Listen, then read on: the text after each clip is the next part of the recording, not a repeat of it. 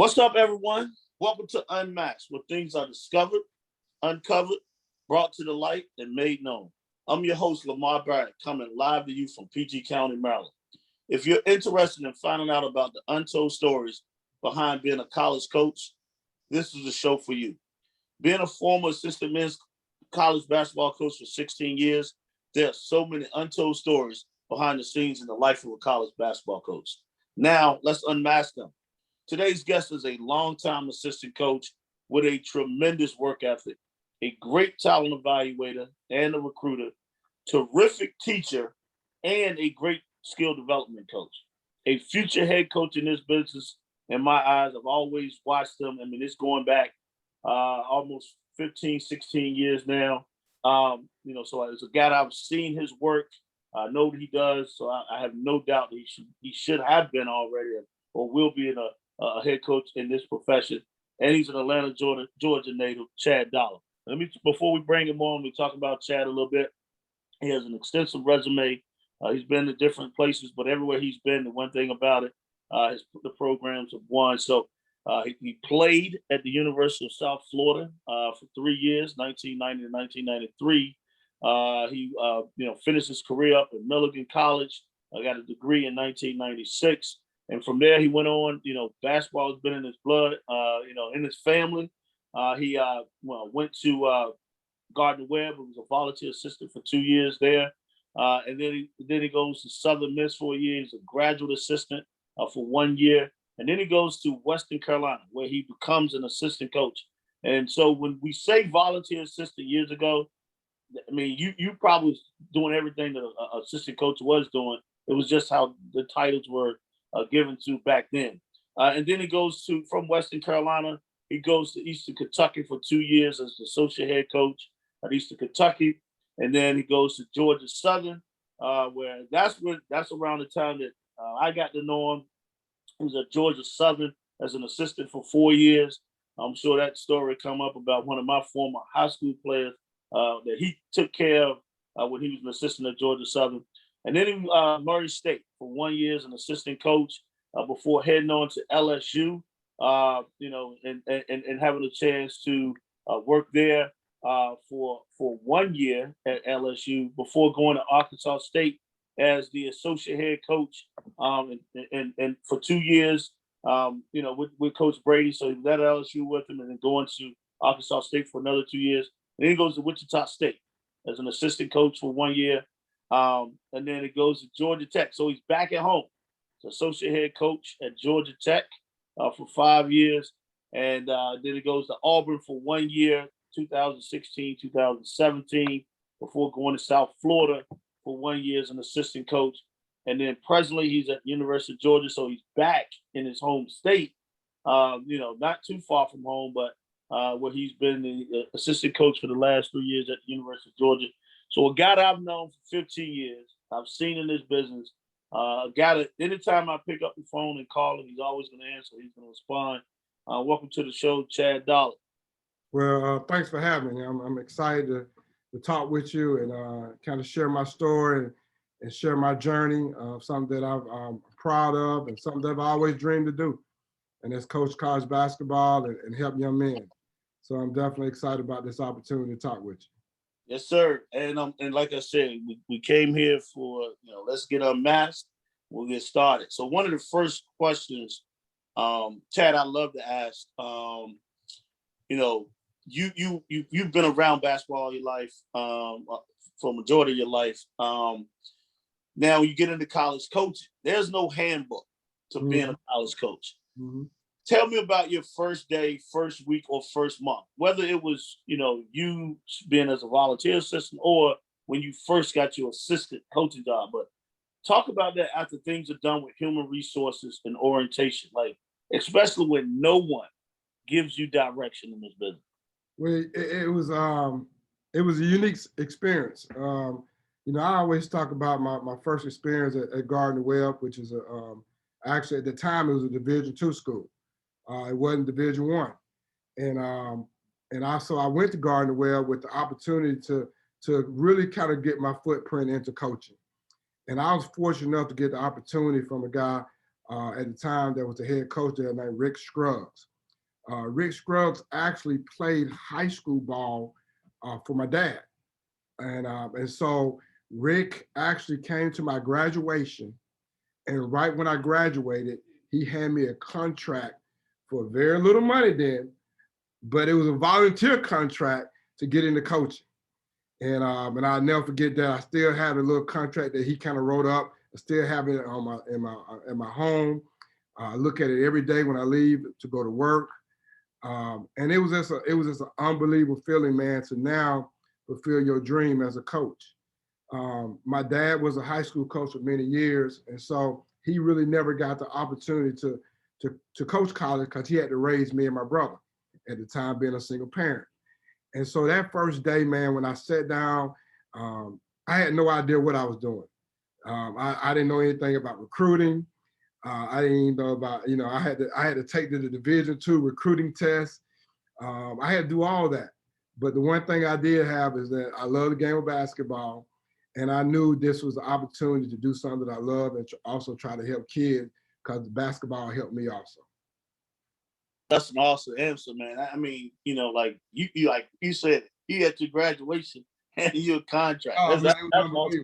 It was unbelievable. I to this day, I got a picture of it, and it's something he wrote up because it was a volunteer assistant job. He wrote it up, and he gave it to me in a card, and it was an unbelievable time and unbelievable feeling to be able to fulfill your dreams right away, and that's to get into coaching. And he knew that's what I wanted to do, and he came my graduation to help me get started on this journey.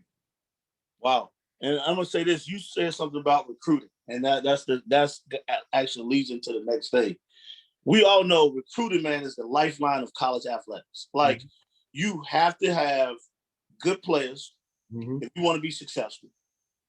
Winning, I'm gonna say success defining winning. Yeah. You have to have good people, Mm-hmm. and then you have to have kids that, and I say good grades, but that doesn't mean they're A student. You don't have to have, A students. You don't have to have B students, but you need players that kind of care about, getting a degree, or that want to be there, are going to do the right things about making sure they go to class. Talk about your best and worst, and sometimes they go hand in hand. Mm-hmm. Talk about your best and worst recruiting stories you may have had over the years while you've been a college coach. One time I go my worst first, but my worst actually turned out to be a positive thing also. I recruited a kid down at Georgia Southern, and man, he was a big time junior college kid. I mean, he was big time. I mean, he was originally from Georgia. He was at a community college, and so I had the opportunity to go see him play several times. I'm just so excited about this kid.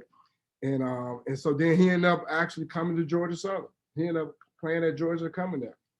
But once he got there, he was not the player that we thought he would be. He just could not do the things that we needed for him to do to be successful on the basketball court.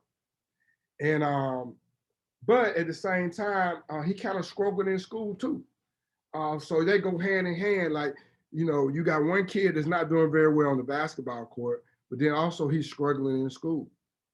And so what I did at that time was, I set the kid down, because a lot of times people don't understand in college that some kids are just not capable of getting a degree.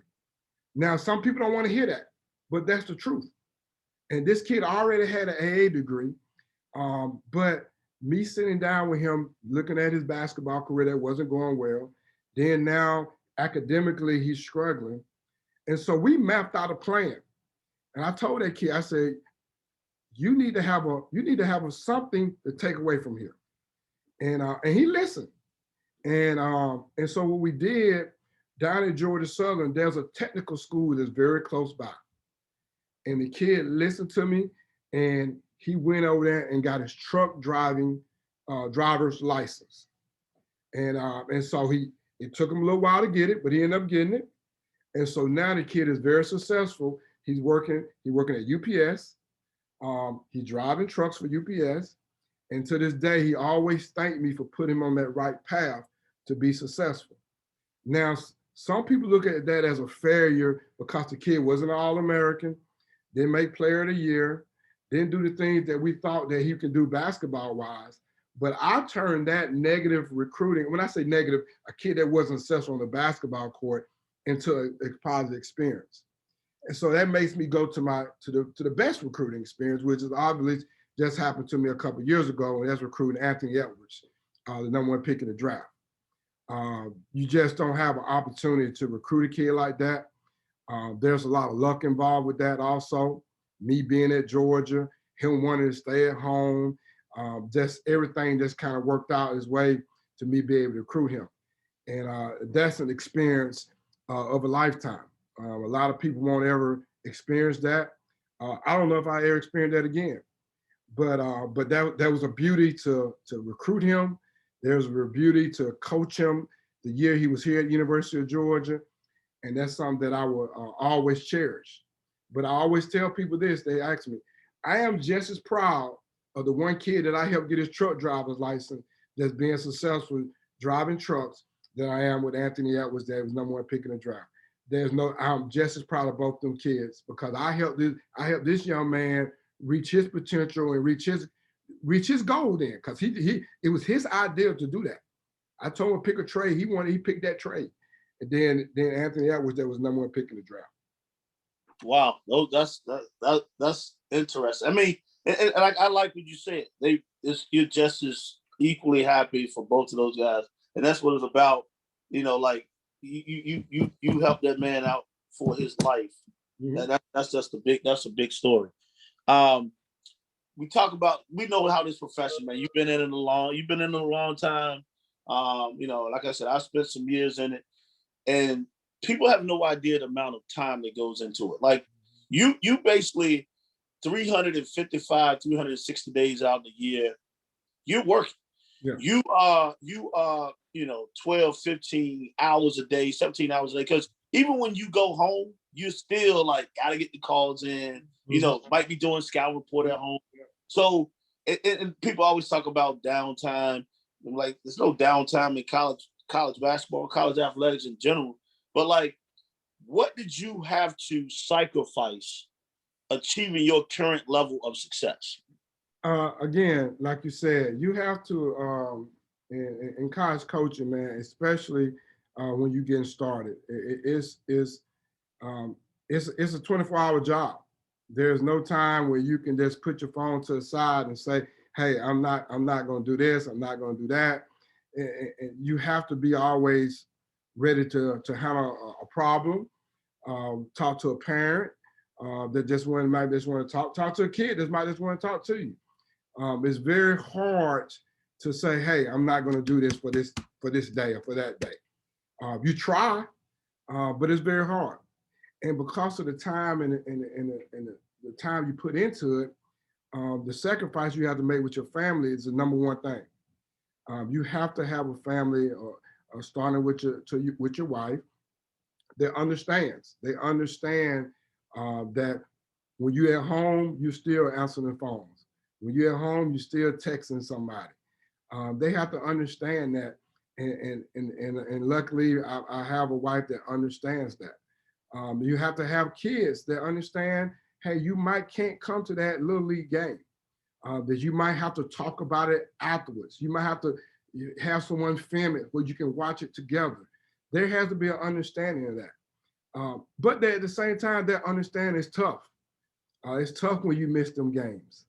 It's tough when you might be running, you can't set up for the birthday party, but you can barely make the birthday party because you're running to try to get to it because you had a game and the birthday party got to be a little later so you can make the birthday party. That stuff is definitely the sacrifice. I would say that is the hardest is dealing with your family. And then also is your friends. I mean, most of my friends are coaches. I mean, because that's what I do. That's what I spend time with.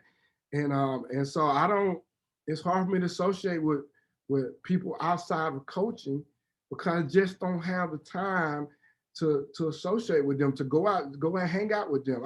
I joined a fraternity when I got through playing ball, And some of my guys in the fraternity didn't like basketball, which I was like shocked. Like, man, they don't like basketball.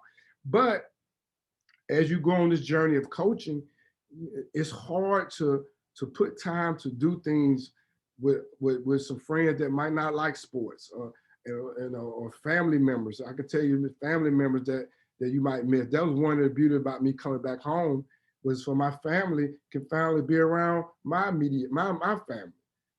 When it comes to that, my immediate family have been traveling so much with me that now I come home, now they get a chance to meet my cousins, my uncles, and on a consistent basis. So the family thing is definitely one of the most biggest thing that I think a coach sacrifices the most. So true, man, and that's what you hit it right on the head. Like, your friend, like the friends you have, almost have the same schedule as you, because they talking about, well, we going to we're going to Super Bowl. You want to go?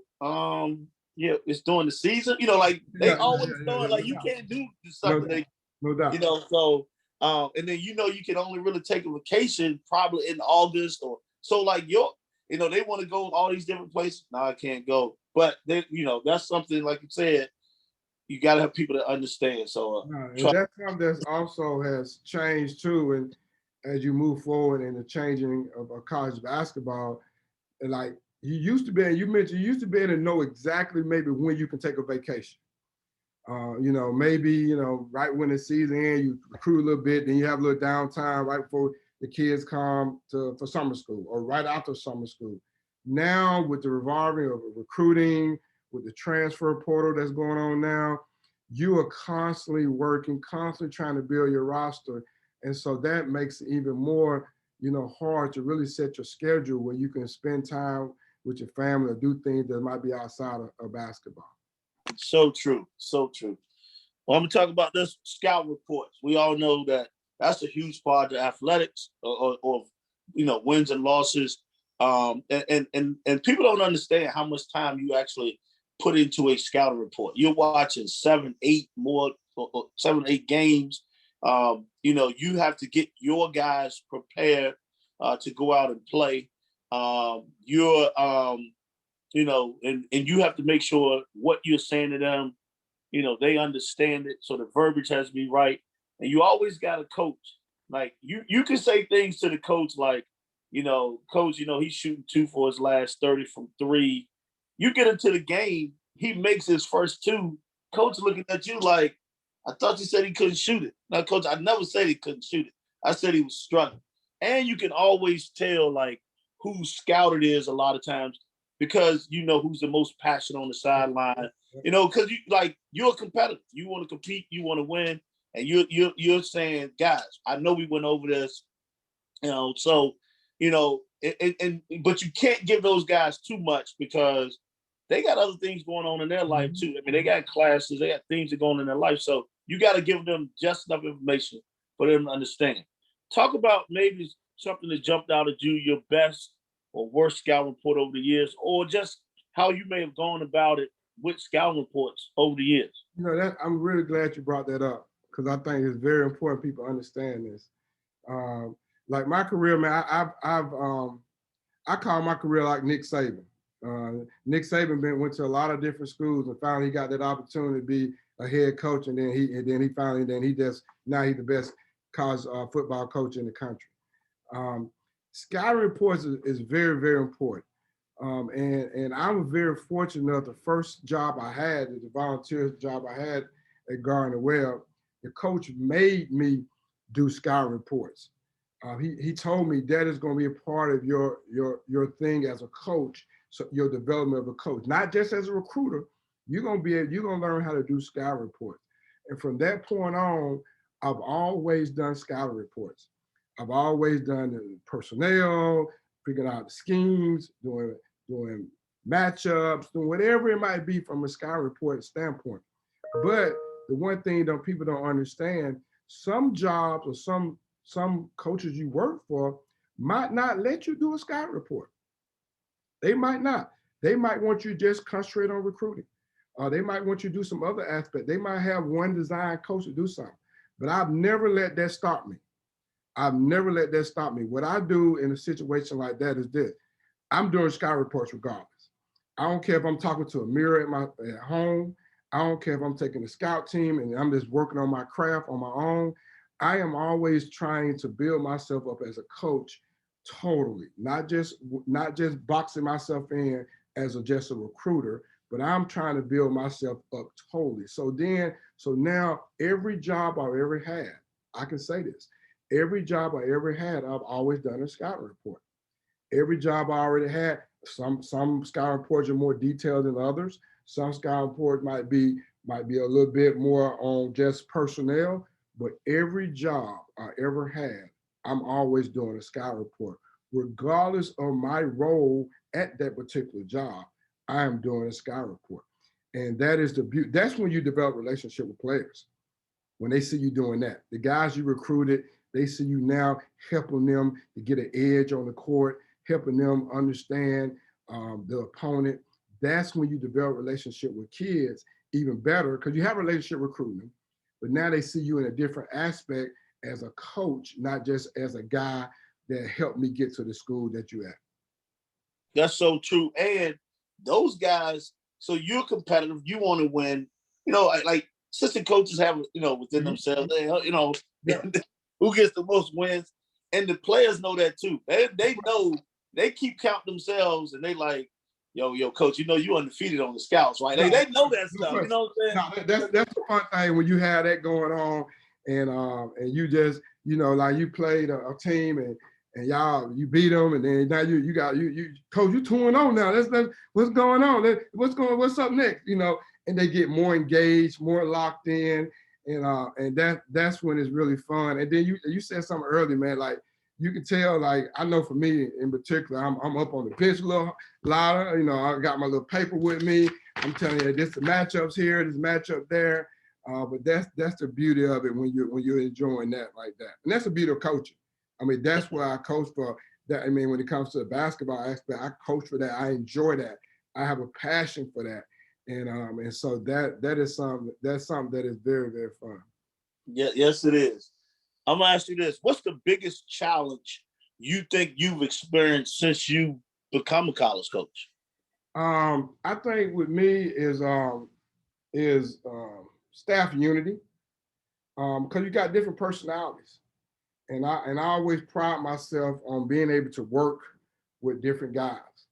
Whether one guy might be a little bit of a emotional type guy, one guy might like this certain player, or one guy might be all into scouting, but then I want to scout too.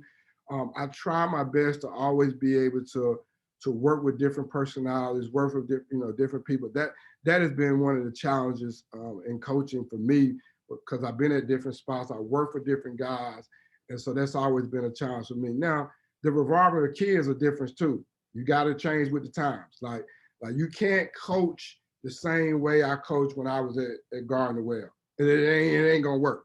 I always tell my dad this all the time. There was a coach for 30 some odd years in high school. I said, Dad, you ain't doing what you did, and now you can't do that now. You be in jail. You know what I mean? And he started laughing. He said, "You probably right." And so so I would say the different personalities when it comes to your staff, and then just understanding the makeup of kids as you keep moving forward in your career.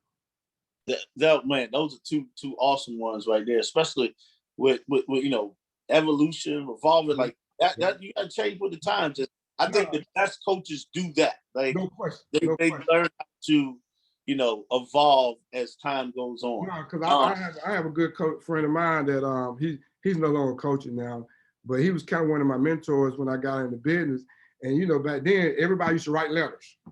You write a letter to a player, you write a letter to a coach, and so then all of a sudden the text message come. Man, I ain't doing all that text messages. I ain't doing this. I ain't doing that. And so now he's out of coaching now. And I think a lot of that because he just didn't change with the times, and you have to change with the times as you move forward in this business. So true. Like the next question, I'll ask this question because like I know I used to see you come in, you were all about your business. You come in, you speak, you talk to people, you'll say something to people, but you locked in and you evaluate, right? And so or I could see you anywhere. just you were professional about your stuff. So that's something that I understood. But do you ever find that there are things that about you that people might misunderstand? Like what are they? Oh, you know that 100% is a couple things. And I think it has when you're really good at something and you pride yourself in what you're doing. Sometimes some other areas get lost, and I would say that, and there's two things with that. I would say the number one thing is recruiting. That is kind of what I do. That is what I've cut my teeth on in this business when it comes to recruiting. Um, I'm very confident in that. That every place I've been, I've had quality players that was successful for that university. But because of that, some of the other things don't get seen, and that goes back to the skill development, working with guys on the court, whether it's when I worked at one university, I worked with the post players and helping them develop their post skills. And then you had another university working with the perimeter players. Sometimes they get lost because of the recruiting. And so that's something that people really don't know that I love skill development. I love getting on the court. I love sweating and getting involved with kids when it comes to that. And then another thing is um, I've worked at different universities, but still people still okay, man. That dollar for he ATL guy, he a Georgia guy. You know what I mean? And so I used to get mad at that when I first started. Like, man, I recruit other players too. Now I ain't that recruit Georgia. You know what I mean? They ain't the only place I ever recruited. So I used to get mad at that because my dad was successful high school coach in the area. My dad helped start AAU in the area. My brother's from Georgia and he's recruiting successfully. And so everybody, man, Dollar just he's a Georgia guy. He's a Georgia guy. But nah, that I am a Georgia guy and I love Georgia. Don't get me wrong. But I have recruited other areas of the country and have been successful getting guys to different universities from other parts of the country. And you're 100% right on that. Like you get labeled in this business as, oh, he's a DC guy. Oh, he's a Texas guy. Like it's unbelievable, and like it's interesting because young guys that I know now that's from the DMV, and like people always like, oh, he's a DMV guy, and I'm like, wow, I grew up in Virginia as well, like so, like, but the thing about it is, when I tell guys like, don't always get locked into just where you're from, because if you do that, once that well goes dry, where you going to? You gotta figure out other places you can go and recruit, and don't just get stuck as that guy. So you're 100% right on that. Everyone gets labeled as New York guy, Atlanta guy. Like that's a big thing. That's definitely a big thing. We're all educators in this business, no matter what. Like the basketball court is, we always say, is your classroom. But you're always not only just on the court, off the court as well. What do you try to teach or educate your kids besides basketball? The one thing that I always try to teach the guys is trying to fight through adversity. I think that's a big thing now with kids, and it's always been a big thing because when I grew up, like I told you earlier, my dad had to raise me and my brother because my mom passed away at an early age. And my dad always told me, like, we're not going to use that as an excuse. You guys are still going to be successful. We're going to figure it out. We're going to grind it out, and you guys going to still be successful. So I try to apply that to all the kids that I would coach and recruit and things that, like, let's fight through adversity. And it's not going to happen all the time right away. And we're in a microwave society right now where everybody wants it right now. I mean, it don't happen this year, we want it to happen next year. It's no time that kids, even families, don't want to fight through adversity to try to reach their common goal. And usually when you do fight through adversity and reach that common goal, then you know what? It's going to be even more, you're going to be even more successful because now you understand the fight. You understand the hard times. You understand how to fight through them things. And that's what I try to always instill with guys like, hey, let's fight through some adversity. Hey, you might have a bad game. You might have two bad games. You might have a bad year.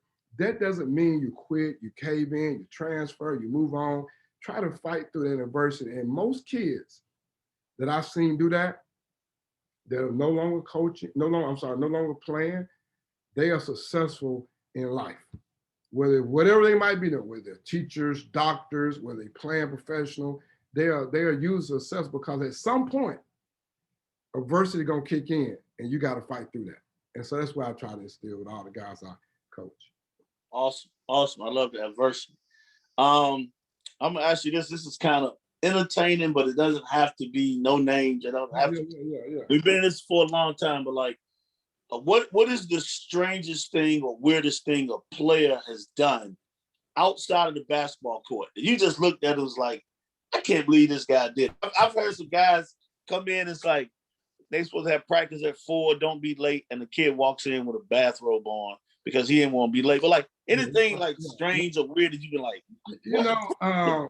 That's something that you think back and you look at, because kids are, kids can be unique. That's a good way to put it. They can be unique. And I had this one kid, man, at a school, and the dude that was our first year there, and we were trying to rebuild a program. We were trying to put in a foundation.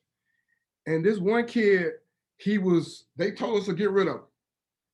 The administration said he ain't gonna make it. Get rid of him. And fortunate enough, I was working with a coach that didn't believe in that. He said, let's give this kid an opportunity. So I sit down with the kid, and the kid always late. Don't want to do what he's supposed to do. All that kind of stuff. So the kid told me, he said, Coach, we had morning workouts. I said, man, they said, you always late for morning workouts, da, da, da. He said, Coach, I promise you I ain't gonna be late for a week. I said, huh? He said, I promise I ain't gonna be late. You gotta let me get a week. This kid slept in the darn locker room for 1 week so he wouldn't be late. Then he ended up being late again down the road. He slept in there for 1 week. Every night he slept in the locker room so he wouldn't be late. Then he said, I told you because I wasn't gonna be late. So that was kind of a unique thing. I just couldn't believe the kid would think, hey, I'm gonna sleep in this locker room and not be late. But then after that, he's gonna be late. He's gonna be late a couple more times anyway. So that was kind of unique. I like that word, unique. I like that. That's yeah, because I don't like to label kids like he's crazy, he's dumb, he's stupid. I that bothers me when I hear coaches say that. I try not to let it show my emotions, but my career didn't go rosy. I didn't start off averaging 10 or 12 points. I had some adversity in my career. And so I wanted somebody there to help me through my adversity. And so I always try to use the term unique when they're talking about a kid, because I always want them to try to see the end game or whatever they're trying to do. Awesome. I'm gonna ask you this, and I really haven't even asked this question on this show. And it's interesting because you talked about cutting your teeth, and I'm gonna ask about recruiting. Like, how much has recruiting changed? Man, it's interesting. I've been out for 2 years, but like, just think about it. How much has recruiting changed in the last 5 years? Oh, I'm not even jump back to 10. I would just say the last 5 years. It is unbelievable how it's changed. And the biggest thing now, and I say this, and some people don't agree with me when I say this, but I truly believe this. Majority of the kids that go to school, that go to college, they don't make their own decisions. Other people are making decisions for them. They don't make their own decisions. And that's where it's really changed a lot. And then usually it's not even family members, it's other people. And when I first started coaching, I was very confident that this family was going to decide on where this kid gonna go. Maybe talk to another guy outside to get advice, but at the end of the day, the family was going to decide. Was it a single family? Was it a grandfather? Was it a grandmother? They were going to sit down and make a decision. Now, my challenge as a recruiter is the number one thing. I try to find out exactly who's going to make the decision. And so in recruiting, you can get really lost because you don't look at that. You can be talking to a kid, texting the kid, to the kid, and the kid ain't got no idea where he's going, and somebody gonna tell him where to go. And so that's the biggest thing to me that has changed in recruiting is kids do not make their decisions. You are so right on that, because I just go back and look at it it's interesting when the parents was like, they'll say stuff like, it's his decision, so we're gonna let him do it. And the kid has no idea. Like, he doesn't even make, like, it sounds good for the parent to tell you that. Yeah, yeah. But they at the end of the day, when the kid does say, well, I think I like this place, nah, I don't. They're telling the kid no, or someone else is saying, nah, I don't like it. And it's interesting, like you said, you used to sit down. They used to sit down as a family and decide together. And like, I just don't know where that went. Where I can understand. I know where it went, but that's another subject. And, like when I first started coaching, you was gonna do a home visit. Like a home visit with that, it was very rare when you didn't do a home visit with a kid. I mean, that you was trying to get. Now you don't have to do a home visit. I mean, you really don't. I mean, we sign kids every day. I can't, I think I've done maybe a few home visits since I've been here. You just don't, it's just so, it's so different. You can tell now, like with the pandemic going on, you got Zooms going on. You can tell just looking at the Zoom, the families that are engaged and the families that's sitting there because they're sitting there. And then you got some other guys that's in the Zoom too. And, they sitting there and the kid that's sitting there. And it just, that's probably right there where it's changed a lot. Yeah, I definitely agree with you on that. Like you from a basketball family, so you've been around it all your life. And I asked this question recently to individuals. If you had a chance to sit down and have lunch or dinner with 4 past or present guys, and you wanted to pick their brain, what made them tick? It could be male, it could be female. I don't care. It could be another sport. It doesn't have to always be coaching. But like, who would you want to sit down and spend time with for a few hours just to pick their brain and see what made them tick to be successful? I like one guy that I really try to follow in his career is John Chaney. I really never had a chance to sit down with him. Obviously, I did have a little chance to recruit against him and things of that nature and see him do it, coaching and things of that nature. But it kind of goes back to what I told you when you're talking about adversity and reaching the way you need to read it. And like with Chaney, it was man, he started off as Division II head coach. Like he didn't start off with the spoon in it, right there. He had to cut his teeth for a long time at a Division II school. Ended up winning a national championship at a Division II. Then he finally did get to the Division I, but he was at a little bit of old age when he got there. People don't realize that. And then he was successful, but he never ever reached his goal of probably winning a national championship. And so that's somebody I would always want to sit down, pick their brain with, understand what he did to get where he wanted to go, then also still having a successful career, but understanding that he didn't reach the pinnacle of getting to a national championship or even getting to a Final Four at Division I level. But everybody looks at him and as a very successful coach, and I do too. And then the impact he made in people's lives. You know what I mean? So not only was he a successful basketball coach on the court and winning games, but he also was able to bridge that gap and make the impact on people's lives too. Awesome, man. Awesome. I asked this, what is your biggest accomplishment? Because a lot of times people, I think they get caught up in wins and losses. But what's your biggest accomplishment you've experienced since you become a college coach? And that is a difficult question because, like I said, I take pride in helping kids reach their potential, and everybody's potential is different. Some people's potential is MBA. Some people's potential is getting a college degree. Some people's potential is putting them in the right path to be successful. And I would say for me, when I look at that, I probably put that all in context. My biggest accomplishment is trying to reach every young man that I have taught. I've tried to pride myself in reaching every young man and trying to get to their potential. And their potential can be different. And I try to reach everyone to get that potential.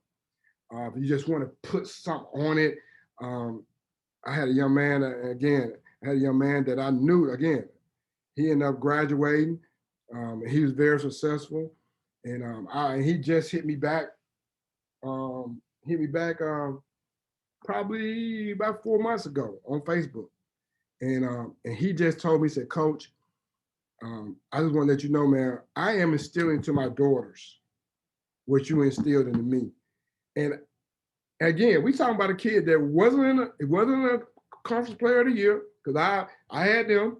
And yeah, I'm saying players of the year. I coached them. We talking about another kid that's hit me on Facebook and told me that because his daughter goes to Ole Miss, and he like, yeah, that's what he's trying to do. And I'm like, wow. And so that's my success, man. Just helping kids and just impacting kids. And I truly believe I impact kids in this game, then I'm gonna get the success, whether it's the wins, the losses, the job that I want, it's gonna come. If I just keep that and keep that my focal point, no matter where I'm at, no matter what I'm doing. That's good stuff right there, man. And you actually just told me another answer that was usually I ask what does success mean to you, but you answered it all together. I don't even have to ask that question anymore. Well, I'm gonna ask you this. This is a little bit more entertaining, okay. But as hard as you work, this is gonna be kind of different because what movie or TV show title best describes your week? Ooh, movie. I was describe my week. That's a good one right there. Man, that is a real good one. I have to say,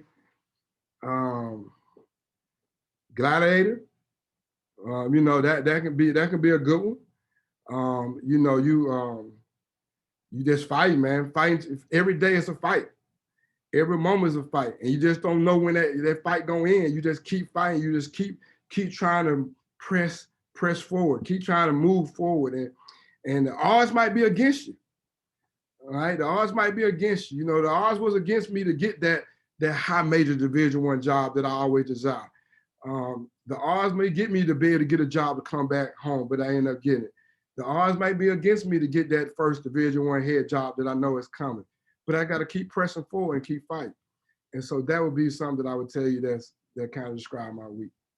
Wow, that's actually a great answer. That's a great answer. What's your favorite word or phrase you like to use?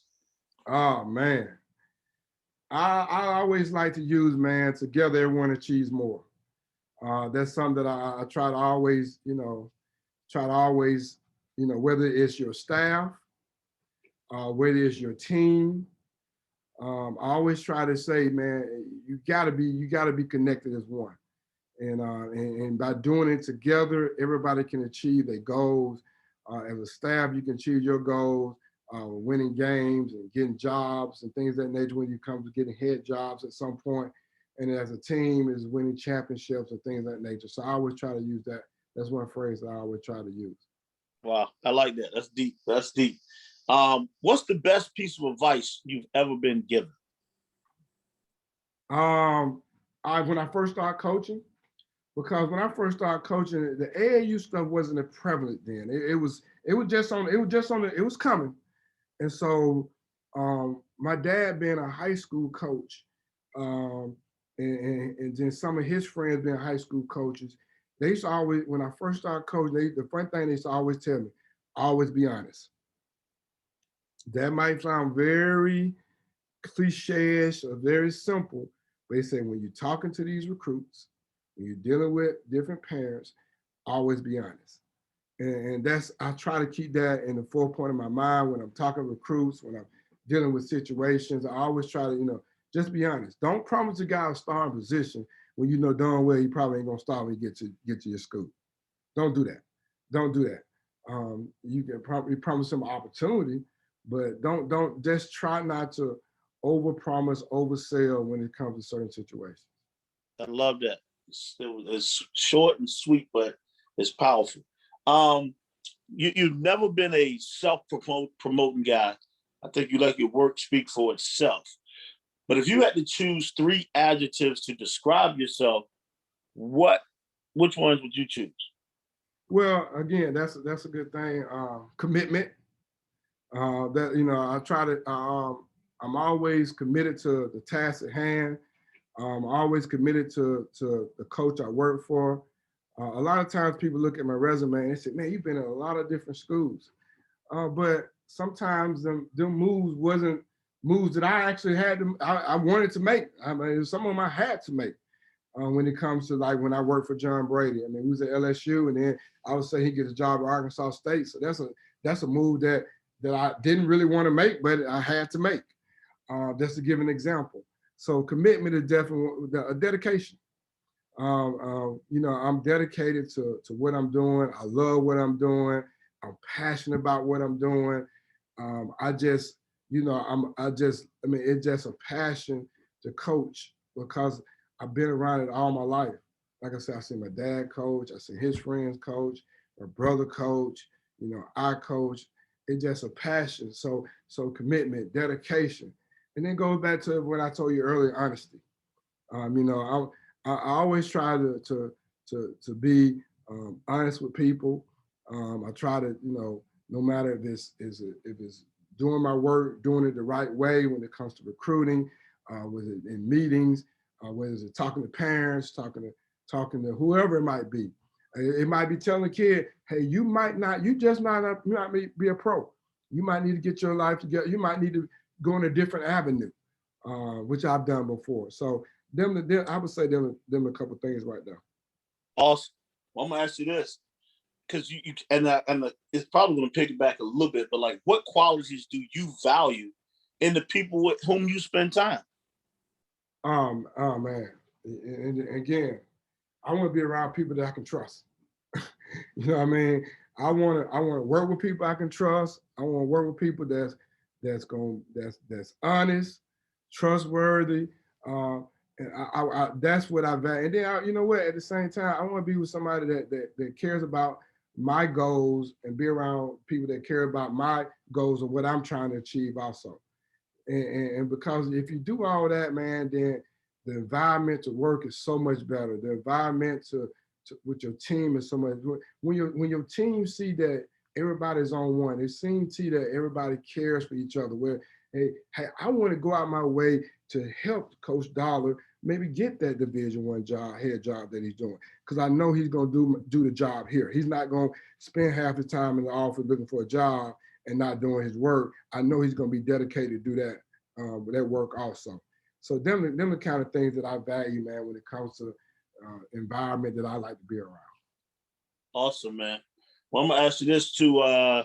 What person, and I probably kind of know this answer, but just listening to you, but what person and or event has had the most influence on your life? Oh, that's gonna be a good one. And they're gonna go way back, and it's gonna kind of go way back. And some people probably heard of this, or some, but I would say, man, it was first of all my dad. That's number one, because he was a basketball coach, and he took me and my brother around when we was younger, man, and just kind of molded us when it comes to the game of basketball and being young men. And so that was always, I could never ever thank him enough for all the sacrifice and stuff that he did for me and my brother. When it's unheard of for a male at times to do that and by himself. And he used to always take us to this event, man, and it's called BC All-Star Camp. And BC All-Star Camp was a camp for high school kids to go, so college coaches can evaluate them. And them camps really at that time, man, put the idea in my mind I wanted to be a college coach. Seeing them guys there evaluating the different players. They have players with jerseys from 1 through 300. It was unbelievable. And it was in Rensselaer, Indiana. It was in Virginia. It was in Georgia. The BC All-Star Camp was set up all over the country, and it was an invitation-only camp. And we used to go to them camps every summer, man, when I was younger. And that event, when it comes to basketball event, and then along with my dad, that kind of was there for us as a basketball coach and as a father. I would say them two events per se that really that BC All Star camp was something, man. I'm just telling you, it was. I saw some of the unbelievable players in high school. I mean, like Sean Kemp and Doc River. I mean, I'm seeing these dudes in high school. They coaching now, and so now that event when it comes to the camps, and then my father, I was using them two things. It's interesting you say that. That's your dad and then camps, and I remember, like you said, BC All Stars, Prep All Stars. Yep, I yep. did 5-star. When it had to be, you had to get invited, and you had to get recommendations from coaches, in your area, to be like, no, he was okay to go. So I remember those days, and like you said, like that was like, you knew if you could play or not, if you could get to that, if you're gonna play, especially if you're getting invited. No question. That was a fun time, man. And it's funny now because some guys that are coaching now, man, used to, because I went to 5-star camp too, and we coaching now, and we talking about when we was at 5-star camp, we had to clean up the cafeteria, and everybody had the bread and water and throwing the butter on there, because it was that was a unique time back then, very unique time. Yeah, I mean, you're right about that. I remember that, and you would know these, like the Dozier twins, which Dozier played, like his dad, they were counselors then. You know what I'm saying? Like, so I remember those days, like you said. Now you see them coaching. Like my guy was the guy I played for at 5-star was, he's in college coaching now. So it's just interesting.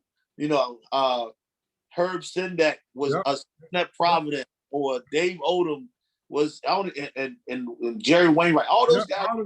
No, you're right. That's crazy. Yeah, you're right about that. So yeah, it's just amazing. And I like to end with this question. Knowing what you know now, like, what would you tell your young self to prepare for as an assistant coach? I would tell you that the biggest thing I would tell myself is just be prepared for the journey. You can't put there's really no formula to get to your journey. And that sounds kind of crazy because a lot of people think there is a formula where if you win these many games, you'll get a head job. Where you go to the Final Four, you get a head. We win a national championship, you'll get that job. But be prepared for the journey, because the journey might go different avenues for different people. I try to tell young coaches all the time, like, man, there's no formula, man. Just do your job, do it the best of your ability, and things are good will happen for you. And that's the best advice I can give to people, because I've seen guys that win national championship, they aspiration to be a head coach, they don't have a job now. I've seen guys that don't win the national championship and they get a head job. And I'm happy for everybody that reach their goal when it comes to coaching and things of that nature. But the journey it takes you different avenues. And I would tell my young self, hey, be ready for that journey. You go left, go right, you might have to back up a couple of steps, but keep going. But that journey, stay on the course of what you're trying to do. And you're so right about that. You never know how, because I can remember we won 20 games in a row for 2 years, and my guy was involved with jobs but didn't get them. Mm-hmm. The third year, we win 10 games, and he gets a big time, he gets a job out of it. Yeah. It's the strangest thing. Like, you never know. You just don't know. You don't know. And so that, I like what you said, like, just prepare for the journey, because you don't know where it's going to take you. Well, look, man, I want to thank you again, Chad, for being a guest on the show and being unmasked. Is it anything you want to leave with the viewers before you go? The biggest thing, I want to thank you, man, for this opportunity. This is something that I think is needed, so people can really understand what it is to be a college coach. A lot of people think they want to be a college coach, but they really don't understand the sacrifice, the dedication, all the things that go behind being a college coach. So I just want to thank you, man, for this opportunity to sit here and share what I've been through as a coach. And hopefully by me sharing, I can help someone else on their journey too, to the success they want to have as a coach.